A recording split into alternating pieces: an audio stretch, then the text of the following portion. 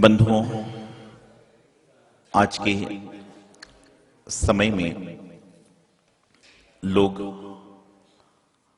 आकृति पर ज्यादा विश्वास करते हैं और प्रकृति पर कम विश्वास करते हैं। इसलिए संसार में उनको दुख उठाना पड़ रही है। आकृति मतलब आकार, इंसान का स्वरूप, इस विषय पर परिकल्पना चल रही है। मैं जब रास्ते में विहार करता हूं तो देखता हूं कि दुकानों के बाहर बहुत बड़े पुतले खड़े रहते हैं और पुतलों को टोपी, चश्मा, कपड़े, बेल्ट, पर्स, पता नहीं क्या क्या लगाया जाता है। आप लोग देखते ही रहते होंगे, हम तो जब विहार करते हुए देखते हैं। और उनको देखकर, उस पुतले को कपड़े पहने देखकर आदमी अपने लिए कपड़े पसंद कर रहा है। विचार करने वाली बात है कि जो आदमी जिसका कोई अस्तित्व नहीं है कि मैं कब तक बाहर खड़ा रहूंगा, उसके पहने हुए कपड़े देखकर आज के समय में इंसान, महिला, पुरुष सब अपने कपड़े उस पुतले को देखते हैं कि ये कितना अच्छा सुंदर पहने हुआ है तो मैं बिल्कुल जम जाऊंगा। बचपन में मैं ज्वेलर्स की दुकान पे जाया करता था तो पुतलों पे ही हार लगे रहते थे। कहने का तात्पर्य है कि पुतलों पर हार लगे हुए हैं और पुतले पर हार सुंदर लग रहा है तो मुझे लग जाएगा, ये सोच के हम हार खरीद रहे हैं। बताइए क्या हो रहा है। इंसान का इंसान से विश्वास खत्म होता जा रहा है। इसलिए इंसान को क्या करना पड़ रहा है, पुतलों का सहारा लेना पड़ रहा है। लेकिन आज तक कभी किसी ने सोचा नहीं कि जब मैं अंतिम यात्रा पर जाऊंगा तो मेरी जगह पुतला चल दे। ऐसा कभी नहीं होगा। आप विचार करिए कि हमारा कहां तक स्तर गिर चुका है, हमारी स्थिति कहां तक जा चुकी है कि हम जब रस्तों में विहार करते हैं तो देखते हैं ढाबों के पास में आदमी खड़ा हुआ है, पुतले का बना हुआ है। पहले पुतला मैंने बचपन में स्कूल में पढ़ा था कि एक काग भगोड़ा नाम का खेत पे खड़ा किया जाता था उसको पुतले के रूप में, और वह इसलिए खड़ा जाता था, आप लोगों ने पढ़ा होगा, कि इससे जानवर फसल को ना चुके।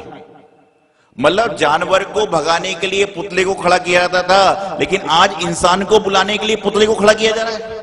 बड़ा कमाल, आश्चर्य हो रहा है कि जानवर से भी गईबीती इंसान की स्थिति हो रही है क्या, कि जानवर उस पुतले को देखकर भागता है और कई जानवर समझदार होते तो पुतला है। लेकिन आज यहां तो उल्टा हो रहा है। पुतले को देख देख कर होटलों में देखता हूं मैं कि वो पुतला बना हुआ है, बैलून का बना हुआ है, वो पूरा झुक झुक के कर रहा है, आओ आओ बताओ क्या है। बच्चों को आकर्षित किया जा रहा है।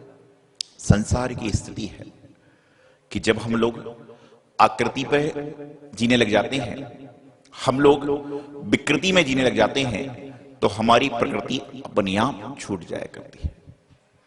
आज मैं देखता हूं पेपर में, समाचार पत्रों में, और लोगों से सुनता हूं कि वहां पर ये आ रहा है। वो कहने लगा, बोले महाराज जी हमारे घर में तो सब लोग नीम के साबुन इस्तेमाल करना प्रारंभ कर दिया। मैंने कहा कब से? बोले भी 2-3 साल से कर दिया था, तो स्वस्थ हैं। मैंने घर में कोई बुजुर्ग है तो 60-62 साल की साथ में दादी जी, अम्मा जी थी, तो मैंने उनकी तरफ देखा, कोई कुछ बोला नहीं है। तो मैं समझ गया कि कोई इनको बुजुर्ग कहना चाहता नहीं है। पहले एक जमाना था कि 60 साल के बाद आदमी कहते थे कि बुजुर्ग हो गया, लेकिन यहाँ तो 65-70 साल का आदमी कहता, बोले बुजुर्ग थोड़ा ना, ठीक है भाव से तो है, लेकिन उम्र तो उम्र रहेगी।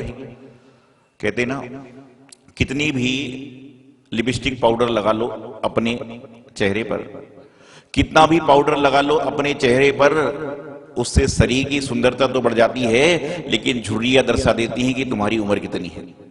कि झुर्रियां जो शरीर की होती है वो दर्शा देती कि उम्र कितनी है। तो बात चल रही थी, तो मैंने पूछा घर में बड़ा बुजुर्ग है? तो दादी बोली 60-62 साल की। हाँ, मेरी सास का 1-2 साल पहले ही स्वर्गवास हुआ है। तो मैंने पूछा वो सुबह सुबह क्या करती थी? बोले नीम की दतोन किया करती थी। सुबह सुबह क्या करती थी? नीम की दतोन करती थी। और उसके बाद में क्या करती थी? बोले नीम के गर्म पानी में नहाया करती थी। तो मैंने कहा वही बात को छोड़कर तुमने क्या किया, दतोन की जगह पेस्ट में नीम का मंजन ले आए और साबुन, नीम के पानी से नहाने की जगह गर्म साबुन में नीम डाल के नहा रहे हो। अंतर कितना है? सिर्फ अंतर ये है कि वहां पर प्राकृतिक की चीज आ जाती थी, यहां पर थोड़ी बहुत मिलावट करके टिकिया बनकर आपके हाथ में आती, और होता कुछ भी नहीं है। पहले कहते थे लोग बरसात के समय में नीम के वृक्ष के नीचे यदि कोई खड़ा होकर स्नान कर लेता है उसको साल भर तक दिक्कत नहीं होती।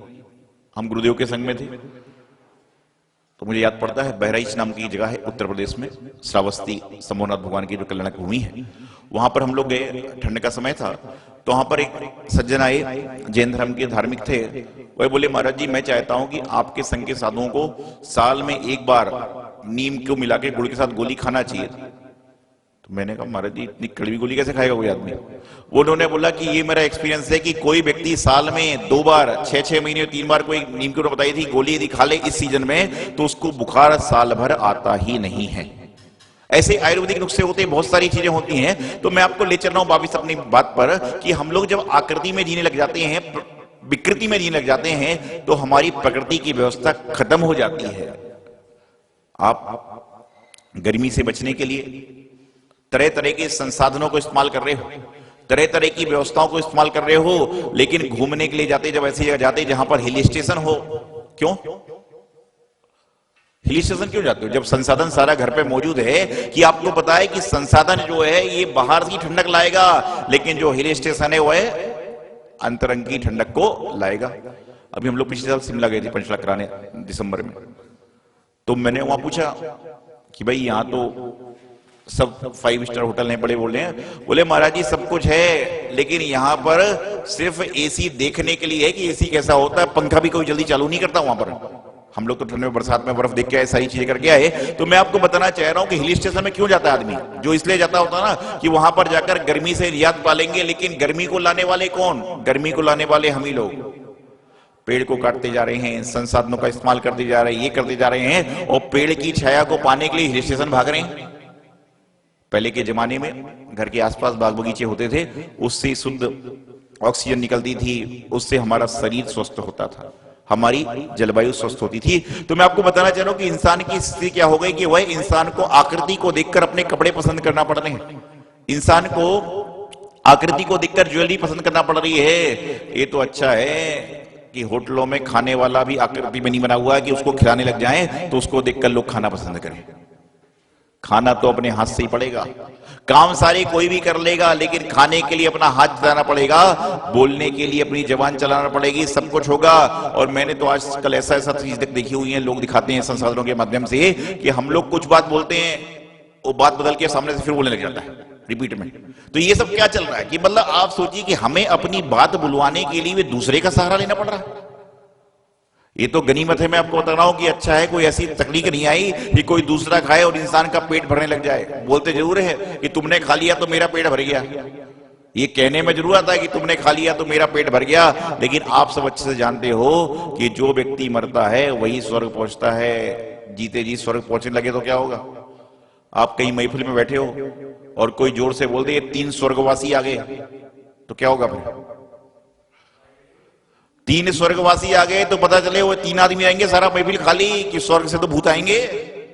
यदि कह दिया जाए कि ये 3 स्वर्गवासी आ गए और यदि मालूम होगा कि ये जीवित आदमी है तो झगड़ा पैदा होगा, और यदि मालूम चलेगा कि ये तो मरण को प्राप्त हो गया तो सिर्फ वो 3 रह जाएंगे, सारे भाग जाया करेंगे। जीवन में कार्य ऐसे करो, कदम ऐसे चलो कि जो लोगों के लिए फायदेमंद हो, कार्य ऐसे करो जो लोगों के लिए फायदेमंद हो।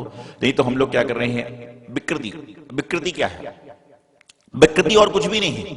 विकृति अपने मन से लाई जाती है। आपको पता है कि पहले के जमाने में लोग 80-90 साल तक के लोग जमीन पर बैठकर आराम से आराधना करते थे, और आज तो 12 साल का पोता ऊपर बैठ रहा है और दादी 60 साल की नीचे बैठ रही है। आप सब तो धर्मात्मा है, तो बता रहा हूं कि 12 साल का पोता ऊपर बैठ रहा है, नीचे दादी बैठ, उसका कारण क्या है? पहले के जमाने में लोग जब भोजन पानी करते थे तो पानी पहले कैसे पीते पता आपको?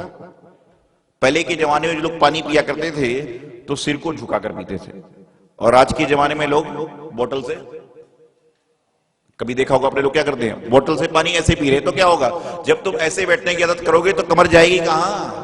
झुककर बैठने की आदत करोगे तो ऑटोमेटिक झुककर आएगी, सारी की सारी स्थिति बन जाएंगी। तो आप ध्यान रखिएगा कि आगे जाकर जब अस्पताल में जाओगे तो डॉक्टर भी फिर एक्सरसाइज कराएगा, ऐसा योगा करो, ऐसा रेकी करो, ऐसा ये करो, ऐसा ये करो। ये कुछ जरूरत नहीं करने की, अपने सात्विकता जीवन में आ जाओ, अपनी आकृति को, विकृति को हटाकर प्रकृति में जीने का प्रयास करो, प्रकृति में प्रवृत्ति को जीने का प्रयास करो, तो निश्चित रूप से आपके जीवन का कल्याण हो जाएगा। प्रातःकाल आप सभी उठते हैं, प्रातःकाल उठने के बाद में चाय के साथ में आप लोग क्या खाते हैं? जिसको क्या कहते हैं? नहीं, ब्रेड खाए, बिस्किट खाए, कचौड़ी खाए, समोसे खाए, पकौड़ी खाए, अलग चीज है, लेकिन कहते क्या है उसको? ब्रेक, हाँ, ब्रेकफास्ट मतलब नाश्ता। नाश्ता हुआ ना हिंदी में। तो ब्रेकफास्ट करते हैं। तो एक बार एक व्यक्ति मेरे पास आया, बोले महाराज जी मैं अभी अभी ब्रेकफास्ट करके आऊंगा, फिर पूजा में बैठूंगा। तो उस समय मैंने सोचा कि भाई नहीं, अच्छा था, सही तो बोला, इसमें कोई बाधा नहीं है, शरीर की बाधा है, आप व्यवस्था के हिसाब से बैठिए। आज ब्रेकफास्ट करके बैठ रहे हो, कल खाली पेट में बैठोगे। बोले महाराज जी ब्रेकफास्ट करके आता हूं, फिर मैं पूजा में बैठ जाऊंगा। वो तो बंदा भूल के चला गया, लेकिन मेरे दिमाग में उलझन चालू हो गई, ब्रेकफास्ट करके आऊंगा फिर पूजा में बैठूंगा। पूजा के बाद मैंने उसको ऊपर उसको मैं लेके गया। मैंने पूछा भाई आपने कल शाम को खाना कब खाया था? बोले रात को 11 साढ़े 11 बजे। फिर अब मुझे लगा गड़बड़ है मामला। मैंने उससे पूछा एक बात बताओ कि अभी आप कह रहे थे कि मैं वो करके, बोले मैं नाश्ता करने गया। मैंने कहा नाश्ता नहीं, आप कुछ कह रहे हो? हाँ, बोले ब्रेकफास्ट करने गया था। मैंने कहा ब्रेक मतलब क्या होता है? आपसे मैं पूछूं कि ब्रेक मतलब क्या होता है? ब्रेक मतलब जैसे आप बोलते हैं गाड़ी का ब्रेक लग गया, ब्रेक फेल हो गया, क्या हुआ? मतलब ब्रेक मतलब होता है ब्रेक लगा लो, मतलब रोकना, तोड़ना। ब्रेक कर दिया, बोले इससे स्पीड ब्रेक कर दिया। और फास्ट मतलब क्या होता है? फास्ट मतलब होता है उपवास। जैसे बोलते हैं आज मेरा फास्ट है, आज मेरा एकादश, ऐसा बोलते हैं ना, फास्ट हो गया। तो क्या हो गया? दोनों को सेंटेंस को जोड़ दो तो क्या हो गया? उपवास को रोकना या तोड़ना, इसका नाम है ब्रेकफास्ट। और उपवास कम से कम कितने घंटे का होता है? कम से कम 8 घंटे 10 घंटे का तो उपवास कहलाता है। ऐसा नहीं होता कि रात को 1 बजे तक तुम खा रहे हो और सो गए और सुबह उठने के बाद कहते ब्रेकफास्ट करना। और एक ब्रेकफास्ट करने का अधिकारी वही व्यक्ति है जो सोने के 4-5 घंटे पहले खाना छोड़ दे। अर्थात सीधी सीधी बात है कि रात्रि भोजन अपने आप त्याग हो जाएगा। तो जीवन में लेके हम समझ ही नहीं रहे, हम तो बस चले जा रहे हैं, चले जा रहे हैं, चले, पता ही नहीं चल रहा है। पहले के जमाने में लोग नाश्ता इसलिए करते थे, दूध इसलिए पीते थे कि शाम को 7 साढ़े 7 बजे अपना अंधकार के पहले भोजन कर लिया करते थे और अपना शरीर को ढीला छोड़ देते थे। आज लेकिन यहाँ परिस्थिति हो रही है कि आदमी तो बिस्तर में जाने के 15 मिनट पहले तक भोजन कर रहा है और सो रहा है और बाद में बीमारी को घर में ला रहा है। पाचन शक्ति कहां रहेगी आपकी? तो आप लोग अपने जीवन को प्रकृति में जिए। जो प्रकृति है उस प्रकृति में जीने का प्रयास करेंगे तो निश्चित रूप से आपका कल्याण हो जाएगा। और प्रकृति को छोड़कर विकृति में जीने का प्रयास करेंगे तो आपके जीवन का कल्याण कभी भी नहीं होगा। मैं हमेशा एक बात कहता हूं, कई बार मैंने अभी चतुर्मास में भी कही है कि शरीर की आंख और चेहरा वह सुंदर नहीं है जिसमें स्नो पाउडर लगता है, बल्कि शरीर की आंख और चेहरा वह सुंदर है जिसमें नित्य प्रति जिनेंद्र भगवान के गंधोदक का जल लगता है। समझ के चलना कि जीवन में वही सबसे श्रेष्ठ आंखें हैं और वही सबसे श्रेष्ठ चेहरा है जहां पर भगवान जिनेंद्र जी का गंधोदक लगता है, जिस मस्तक पर चंदन लगता है, वही सबसे जीवन का कल्याणकारी कार्य है। आज ध्यान रखिएगा, आप कितना कुछ भी कर लो, कितना भी सब कुछ कर लीजिए, लेकिन जब बारात निकलती है, दूल्हा घोड़े पर सवार होता है तो रिश्तेदार क्या बोलते हैं? क्या लगा दो उसको? काला टीका। क्यों? सब कुछ तैयार है, सब कुछ अच्छा है कि आपको पता है बिना धर्म के, बिना तिलक लगाए तुम विजय यात्रा को प्राप्त हो ही नहीं सकते। अब ठीक है, पहले तिलक केसर चंद्र का होता था, आजकल दूसरा आ रहा है कि सभी को पता है कि बिना तिलक लगाए आदमी कि विजय को प्राप्त नहीं कर सकता। और ये तो जीवन रूपी विजय को प्राप्त करने जा रहा है तो उसको तिलक लगाना जरूरी होता है। तो कहने का तात्पर्य कि हम लोग आकृति में जी रहे हैं, विकृति में जी रहे हैं, उसमें जीने के साथ साथ प्रकृति को जीना छोड़ रहे हैं। तो प्रकृति में भी जीने का प्रयास करें तो आपके जीवन का कल्याण होगा, आपका मोक्ष मार्ग प्रशस्त होगा। इति अल्पम। आचार्य गुरुदेव सिद्धांत सागर जी महाराज की।